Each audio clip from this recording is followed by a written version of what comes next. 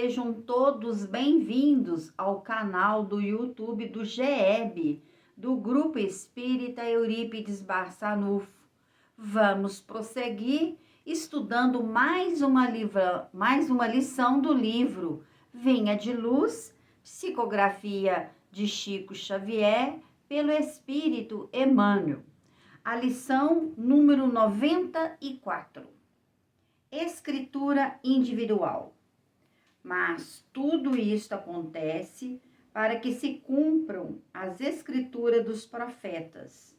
Então, todos os discípulos, deixando-o, fugiram. O desígnio a cumprir-se não constitui característica exclusiva para a missão de Jesus. Cada homem tem um mapa da ordem divina em sua existência, a ser executado com a colaboração do livre-arbítrio no grande plano da vida eterna. Acima de tudo, nesse sentido, toda criatura pensante não ignora que será compelida a restituir o corpo de carne à terra. Os companheiros menos educados sabem, intuitivamente, que comparecerão a exame de contas, que se defrontarão paisagens novas além do sepulcro e que colherão, sem mais nem menos, o fruto das ações que houverem semeado no seio da coletividade terrestre. Em geral, porém, ao homem comum, em contrato entre o servo encarnado e o Senhor Supremo, parece extremamente imperioso e prossegue, experiência fora de rebeldia em rebeldia. Nem por isso, todavia, a Escritura, principalmente nos parágrafos da morte, deixará de cumprir-se. O momento, nesse particular, surge sempre com múltiplos pretextos para que as determinações divinas se realizem. No minuto exato, familiares e amigos excursionam em diferentes mundos de ideias através das esferas da perplexidade, do temor, da tristeza, da dúvida, da interrogação dolorosa e, apesar da presença tangível dos afeiçoados no quadro de testemunho que lhe dizem respeito, o homem atende, sozinho, no capítulo da morte, aos itens da escritura grafada por ele próprio, diante das leis do Eterno Pai, com seus atos, palavras e pensamentos de cada dia. Então, vejamos, esse versículo se encontra no Evangelho de Jesus, narrado por Mateus, no capítulo 26, versículo 56. É nesse contexto que Mateus registra quando Jesus foi preso.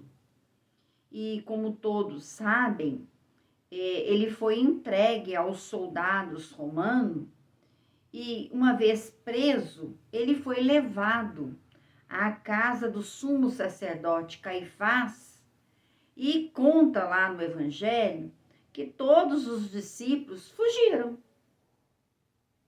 Na hora do testemunho, coube a cada um, de acordo com a sua individualidade, fazer escolhas. Até narra lá que Pedro, depois mais tarde, como narra também no Evangelho, vai negar o Cristo por 3 vezes. Então, aqui no registro de Mateus, diz que Pedro acompanhou todo esse processo da prisão de Jesus ao longe e seguiu ao longe. Então, aqui, meus irmãos, vem nos convidar a refletir sobre essa escritura individual, ou seja, sobre o mapa da ordem divina que cada um tem a executar aqui no planeta Terra. Porque quando ainda estávamos no plano espiritual, foi elaborado, com a supervisão dos amigos espirituais, um contrato. Aqui mesmo vai falar dessa escritura individual, ou como Emmanuel chama de mapa da ordem divina, nada mais é do que o planejamento reencarnatório. E esse mapa, essa escritura, esse planejamento, ele foi elaborado com o objetivo de que viéssemos ao planeta Terra através da oportunidade reencarnatória, desenvolver o que foi escrito, planejado para o nosso aprimoramento, aperfeiçoamento, enquanto espíritos eternos que somos. E quando aqui chegamos para desenvolver, para materializar essa escritura individual, né? Esse contrato individual que cada um elabora, que cada um, de acordo com o grau de evolução, participa de forma mais ativa ou de forma mais passiva desse planejamento, com o objetivo de que aqui nós vamos exercer o nosso livre-arbítrio e dar cumprimento a esse grande plano da vida eterna, que é o nosso planejamento reencarnatório.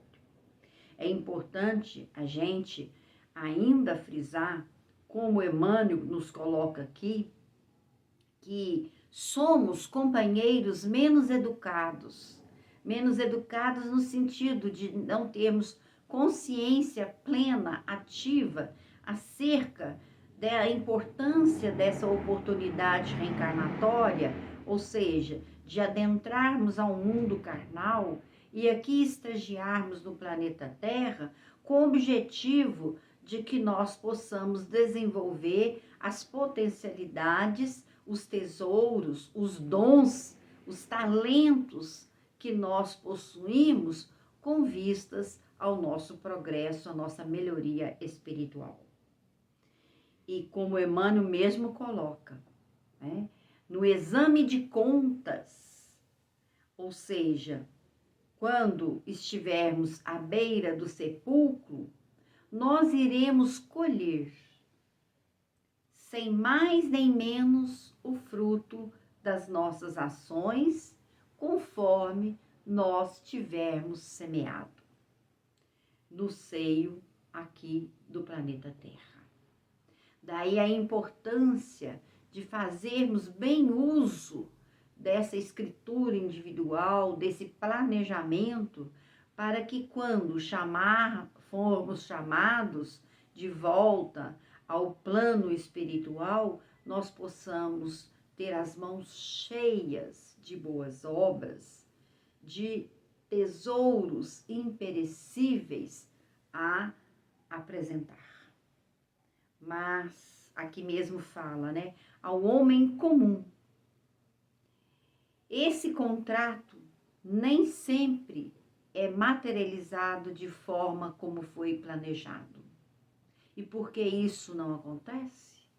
Como o próprio Emmanuel diz, aqui nos encontramos e nos tornamos, muitas das vezes, mais rebeldes. E de rebeldia em rebeldia, vamos gastando as oportunidades divinas que nos são concedidas através da reencarnação. E por que que nós adotamos esse comportamento de rebeldia? É porque nós não temos ainda cristalizado, consolidado ou mesmo construído dentro da nossa intimidade os tesouros imperecíveis que são traduzidos pela amizade sincera, que são traduzidos pela capacidade de perdoar incondicionalmente, que é traduzido pelas obras, pela fé edificante. Então, essa escritura, ela deve ser cumprida com esse objetivo, de que possamos desenvolver esses talentos, que possamos colocar em evidências os dons divinos que estão na nossa intimidade. Então, o homem é convidado, através dos seus atos, através das suas palavras, através dos seus pensamentos, a materializar tudo isso conforme as leis do Eterno Pai. Porque sem o cumprimento dessas leis divinas na nossa intimidade, nós não iremos construir o reino de Deus dentro de nós. Que pensemos sobre isso e que a doce paz de Jesus possa envolver a humanidade inteira, chegando até os nossos corações. Paz e luz a todos.